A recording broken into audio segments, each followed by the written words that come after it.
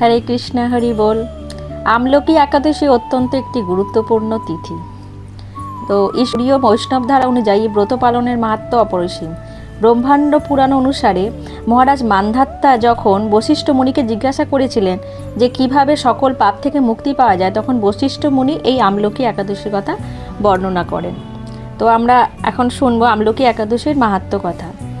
আমলকি বৃক্ষের যে উৎপত্তি সেটা সম্বন্ধে পুরাণ মতে সৃষ্টির শুরুতে যখন ভগবান বিষ্ণু এই জগৎ সৃষ্টির কথা ভাবছিলেন, তখন তার মুখ থেকে কিছু বিন্দু নির্গত হয়, যা থেকে আমলকি বৃক্ষের উৎপত্তি হয়। ভগবান বিষ্ণু নিজে এই বৃক্ষে অবস্থান করেন। এই একাদশীতে আমলকি গাছের পূজা করা হয়, কারণ এটি ভগবানের অত্যন্ত প্রিয়। ব্যাধির মোক্ষ লাভের কাহিনী।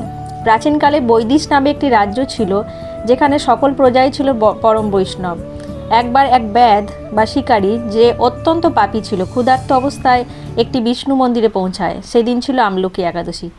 অজান্তে ব্রত পালন করে সে। সেই ব্যাধ সারা রাত ভক্তদের সাথে জেগে থাকে এবং পরদিন সকালে মৃত্যুবরণ করে। তাহলে তার ফলে কি হয়? অজান্তে এই ব্রত পালন এবং রাত্রি জাগরণ করার ফলে পরবর্তী জন্মে সে এক মহান রাজা হিসেবে জন্মগ্রহণ করে এবং পূর্বজন্মের স্মৃতি মনে রেখে পরম ভক্তে পরিণত হয়। অবশেষে সে বৈকুণ্ঠ ধাম প্রাপ্ত হয়। একাদশী পালনের কিছু নিয়ম আছে, কিভাবে পালন করব। তো ভক্তিমার্গ অনুযায়ী একাদশী পালনের মূল উদ্দেশ্য হলো দেহের যত্ন কমিয়ে কৃষ্ণের সেবায় মনোনিবেশ করা।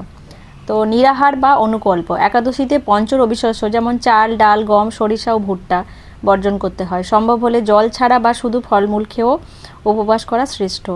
আর আমলকি গাছের পূজা। এই দিনে আমলকি গাছের তলায় ভগবান বিষ্ণু বা কৃষ্ণের পূজা করা এবং জল অর্পণ করা অত্যন্ত শুভ।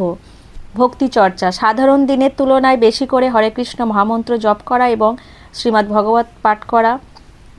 পারণ হচ্ছে পরের দিনের নির্দিষ্ট সময়। আমার আগের ভিডিওতে আপনারা দেখে নেবেন পারণের সময়। পশ্চিমবঙ্গ সহ অন্যান্য রাজ্যের আমি দিয়ে দিয়েছি। হরে কৃষ্ণ, হরি বল।